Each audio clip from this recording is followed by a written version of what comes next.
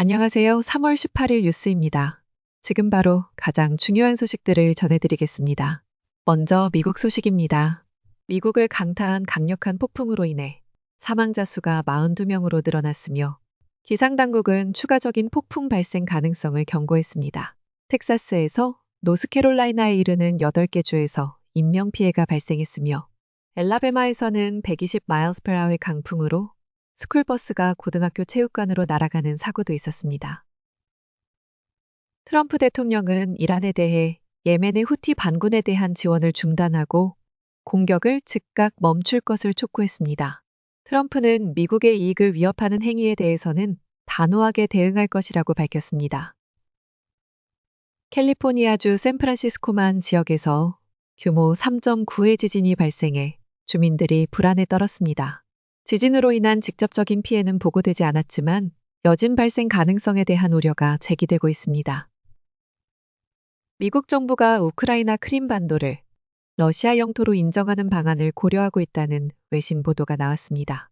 이는 미국 외교 정책의 중대한 변화를 예고하는 것으로 국제사회에 큰 논란을 불러일으킬 것으로 예상됩니다.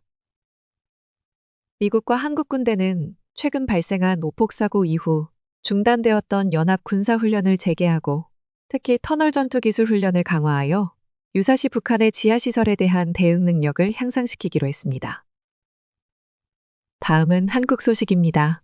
최상목 대통령 권한대행이 방송통신위원회의 의사정족수를 늘리는 내용의 방송통신위원회법 개정안에 대해 위헌 소지가 크다며 제2요구권을 행사했습니다.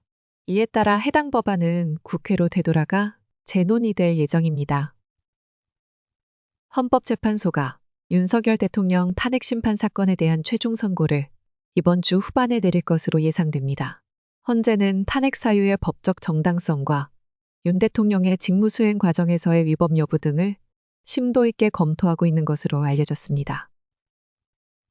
오늘 18일 중부 및 동부지방을 중심으로 많은 눈이 내리면서 서울에는 늦은 대설주의보가 발령되었습니다. 기상청은 앞으로 강원 산간 지역에는 최대 40cm 이상의 눈이 더 내릴 것으로 예보하고 시설물 관리와 안전사고에 유의할 것을 당부했습니다.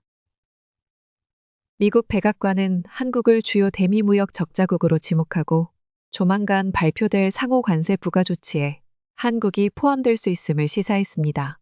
이는 한미 자유무역협정 재협상 압력으로 이어질 수 있다는 분석이 나오고 있습니다. 최근 이재명 더불어민주당 대표에 대한 테러 시도 모의 정황이 포착됨에 따라 경찰이 이 대표에 대한 경호를 대폭 강화했습니다.